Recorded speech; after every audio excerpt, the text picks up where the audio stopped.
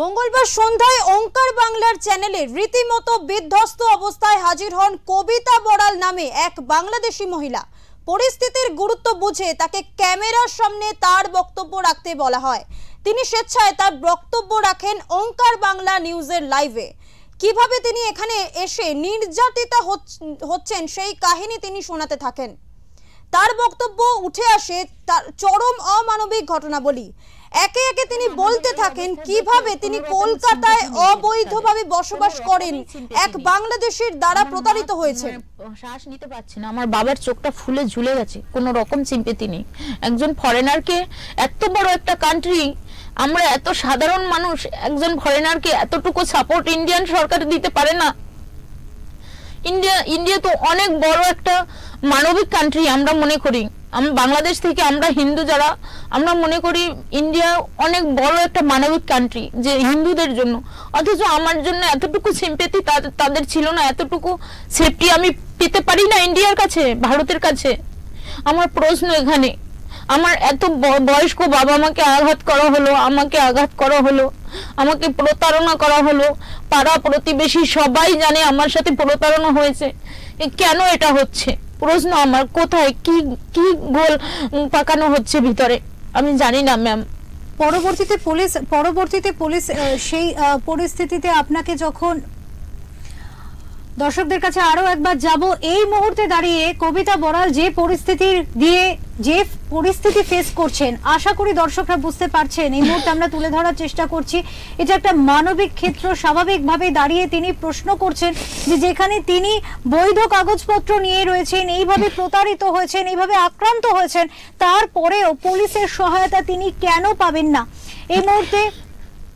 এই মুহূর্তে একজন অসহায় নারী এই প্রশ্ন ছুড়ে দিচ্ছে, অসহায় হিন্দু নারী। সেক্ষেত্রে কিন্তু অসহায় একজন নারী তিনি প্রশ্ন করছেন, আমার এই নাক মুখ এগুলো সব পেটানের কালছিটে দাগ, নাকের এখানে ঘা মেরেছে, ফুলে গেছে একেবারে। আপনার নাকটা আমি দেখছিলাম প্রচন্ড ভাবে ফুলে গেছে, এগুলো সব পেটানের দাগ। এগুলো আমি হা করতে পারি না, এর বেশি হা করতে পারি না, এমন ভাবে পিটিয়েছে। এই যে এত আক্রান্ত হওয়া সত্ত্বেও পুলিশের তরফ থেকে তিনি সহায়তা পাননি, সাহায্য পাননি, আজ অসহায় হয়ে দ্বারস্থ হয়েছেন ওঙ্কার বাংলার। সেক্ষেত্রে আমাদের সত্যি আমরা দর্শকদের কাছে তুলে ধরতে চাইবো এবং যারা প্রশাসনের কাছে তুলে ধরতে চাইবো, এই ধরনের একটা পরিস্থিতি কি করে কলকাতার বুকে সম্ভব। তাকে মেয়ে বলা সত্ত্বেও জোর করে বিয়ে করার কাহিনী শোনান, কিভাবে তিনি মেয়ে হয়েও ওই বাংলাদেশের সন্তানের মা হয়ে উঠলেন। প্রাণঘাতী নির্যাতনের পরও নরেন্দ্রপুর থানার স্থানীয় ক্লাব কর্তার কথায় ওই মহিলাকে নিরাপত্তা দেওয়া থেকে বিরত রইল। লাইভ চলাকালীন অসংখ্য ফোন আসতে থাকে ভিউয়ার্স, পুলিশ, এমনকি নবান্নের নজরে আসে ওই লাইভ প্রোগ্রাম। আমরা যোগাযোগ করি কলকাতা পুলিশের সঙ্গে। এই পুরো পর্ব আমরা লাইভ টেলিকাস্ট করতে থাকি। সন্ধ্যে 6টা থেকে রাত 8:30 পর্যন্ত চলতে থাকে। কবিতা বড়ালকে নিয়ে নড়ে চড়ে বসে লালবাজার। তারা শেক্সপিয়ার সরণি থানাকে খবর দেয়। শেক্সপিয়ার থানার থেকে আমাদের স্টুডিওতে আসেন মহিলা পুলিশ সহ বেশ কয়েকজন পুলিশ অফিসার।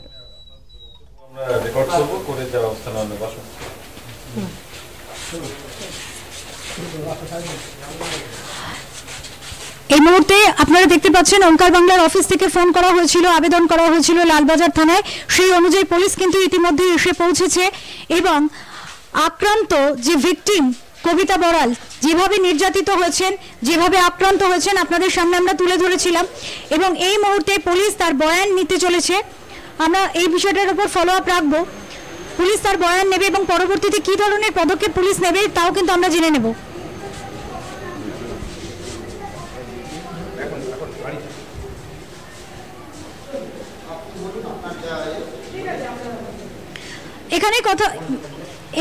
এখানে কথা হবে এবং আমরা এই বিষয়টাকে যেহেতু ফলো আপ করেছি আমরা দেখব। ম্যাম, ওনার সাথে কথা এখানে একটু বলুন, কারণ আমরা যেহেতু আপনাদেরকে ইনফর্ম করেছি সেহেতু আমাদের সামনে একটু আমাদের দর্শকদের সামনে এই বিষয়টা রাখতে হবে। ম্যাম, এটা রিকোয়েস্ট।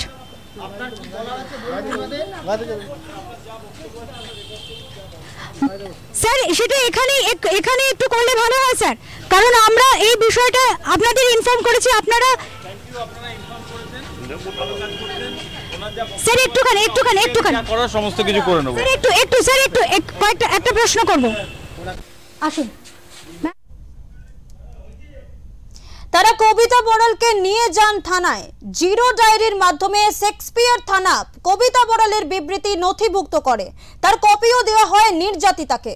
এরপর শেক্সপিয়ার থানা থেকে তাকে নিয়ে যাওয়া হয় কবিতা যে গেস্ট হাউসে উঠেছিলেন সেখানে। রিপোর্ট যায় নরেন্দ্রপুর থানায়। এরপর নরেন্দ্রপুর থানা থেকে যোগাযোগ করা হয় কবিতা বড়ালের সঙ্গে, প্রয়োজনীয় সহযোগিতার আশ্বাস দেওয়া হয় তাকে। কবিতা বড়ালের ব্যাপারে সর্বশেষ পরিস্থিতি কি তা জানতে নরেন্দ্রপুর থানায় যান আমাদের রিপোর্টার বাবলু প্রামাণিক। এ প্রসঙ্গে আমরা সরাসরি শুনে নেব কি বলছে নরেন্দ্রপুর থানা।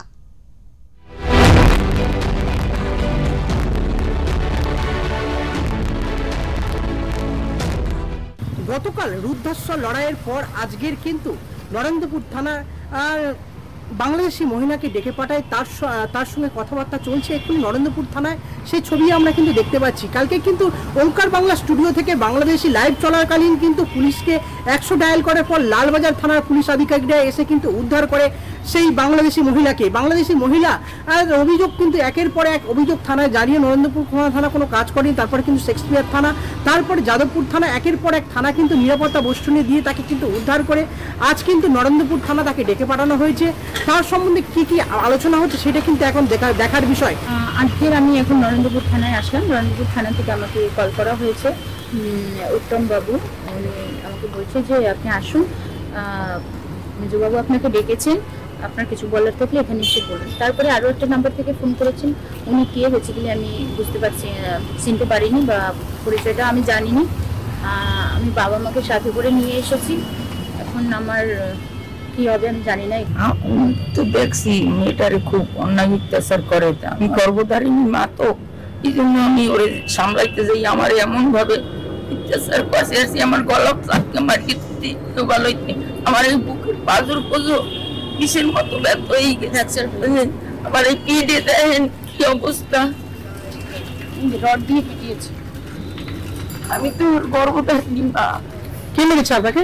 মেরেছে কত লোক যে আসছে, আমি তা বুঝতে পারি না। তার মা কি কারণে মেরেছে? মেয়ে আমার জায়গায় আসছে, জামাই ভরণ পোষণ দেন, এই জন্য মারধর করতে সব কিছু ছিনিয়ে নিয়েছে। করতে আসছি। কে মারধর করেছে? মারধর করেছে মনোরঞ্জন। মনোরঞ্জন কে হয়? মনোরঞ্জন আমার জামাই থেকে। জামাই কি বাংলাদেশে না ভারতের বাসিন্দা? বাংলাদেশ। বাংলাদেশে? হ্যাঁ। ভারতে কিভাবে থাকলো? ভারতে চলে আসছে, অনেক টাকা পয়সা মেরে করে চলে আসছে অবৈধভাবে? অবৈধভাবে। প্রশাসন কোনো সহায়তা করেছে?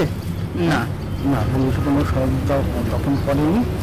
তবে মেয়ে আর কি অনেক কষ্ট করে কয়েকটা ব্লাড দিয়া ওই রাতে চলে গেছে। আমার নাম? আমার নাম রঞ্জন দারাল। 8/2025 তারিখে রাত্রে যে ঘটনাটা ঘটলো, বিস্তারিত সবকিছু জানালাম, লিখে রাখলাম। এখন বাবু হয়তো কি কি অভিযোগ করলেন? আমার গায়ে হাত তুললো, আমাকে বেধরে মারধর করলো, আমার জিনিসপত্র লুটপাট করে নিল, টাকা পয়সা নিল, মোবাইল ফোন নিল, আমার বাবা মাকে মারধর করলো, দাঁত ভেঙে দিল, ঘুষি মেরে, লাঠি চোপার মেরে আপনার ফ্র্যাকচার করে দিল। এইগুলো বিষয় সব তুলেছি, দেখা যাক এখন কি হয়। আচ্ছা আচ্ছা, সরু পাবেন? আমি আইনের উপর আস্থা রাখি, যেহেতু আমি ফরেনার, বাংলাদেশের থেকে আমরা ভারতবর্ষকে অনেক বড় একটা জায়গা থেকে আমরা মানে বিশ্বাস করি এবং ভক্তি করি, শ্রদ্ধা করি। যেখানে নেতাজির মতন মানুষ জন্মগ্রহণ করেছে, সেখানে তো বলার কিছু থাকে না। আমি এখনো আস্থা রাখছি যে আমার সাথে ঘটে যাওয়া যে দুর্ঘটনা হয়েছে এটার উচিত শিক্ষা হবে এবং যে ফ্রড তাকে আইনের আওতায় আনা হবে। দক্ষিণ চব্বিশ পরগনার বাবলু প্রমাণিকের রিপোর্ট, ওঙ্কার অনলি। এই গোটা ঘটনা পরম্পরা গতকাল রাত থেকে আজ পর্যন্ত কবিতা বড়ালের গোটা ঘটনা পরম্পরা নিউজ রুম থেকে জানাবেন আমাদের প্রতিনিধি সঞ্জয় মাঝি। এই মুহূর্তে নিউজ রুম থেকে রয়েছে সঞ্জয়। সঞ্জয়, তোমার থেকে জানতে চাইবো যে গতকাল রাতে কবিতা বড়ালকে রেস্কিউ করে নিয়ে যায় শেক্সপিয়ার থানার পুলিশ অফিসাররা, এরপর গোটা ঘটনা যদি বিস্তারিত জানাও আমাদের। তুমি বললে গতকাল রাতে যখন নিউজের রুমে উনি আসেন ওঙ্কার বাংলা চ্যানেলে, একজন অসহায় বাংলাদেশে যিনি মেডিকেলের ভিসা নিয়ে ভারতবর্ষে আসেন এবং তার সঙ্গে একটা নিরাপত্তাহীনতায় কোথায় ভুগছিলেন, তিনি ওঙ্কার বাংলায় সহযোগিতা আসেন এবং স্টার বাংলায় তিনি এখানে ওঙ্কার বাংলায় স্টুডিও অফিসে আসেন এবং এখানে লাইভ চলাকালীন এখান থেকেই আমরা ব্যবস্থা করে দিই, এখান থেকে 100 ডায়াল করা হয় এবং তারপরে তৎকালীন শেক্সপিয়ার সরণি থানা আসেন আমাদের কাছে এবং ওনাকে রেস্কিউ করে নিয়ে যায়। এমন পুরো ঘটনাটি গতকাল রাতে ঘটেছিল। কিন্তু আজ সকালে আবার যথারীতি নরেন্দ্রপুর থানা থেকে ওনাকে ডাকা হয় এবং নরেন্দ্রপুর থানায় উনি যান এবং নরেন্দ্রপুর থানায় যাওয়ার পরে ওখানে ছিলেন আমাদের প্রতিনিধি, সেখানে উনি টোটাল কথাটা উনি আলোচনা করেন এবং তার সঙ্গে কী করে পুঙ্খানুপুঙ্খ কথা বলেন এবং নরেন্দ্রপুর থানা টোটাল আশ্বাস ওনাকে দেয় যে আগামী ওনার সঙ্গে যা হয়েছে যাবতীয় ঘটনা উনি খুঁটিনাটি তথ্য উনি দেখবেন এবং তাছাড়া উনি ওনার স্বামীর বিরুদ্ধে তিনি মারাত্মক বিস্ফোরক অভিযোগ করেছিলেন, যেটা হলো 2022 সালে তিনি বাংলাদেশ থেকে এখানে এসেছিলেন এবং অবৈধভাবে ভারতবর্ষে তিনি আছেন এখনও পর্যন্ত। সেই অভিযোগ ভিত্তিতে খতিয়ে দেখছেন পুলিশ আশ্বাস দেওয়া হয়েছে।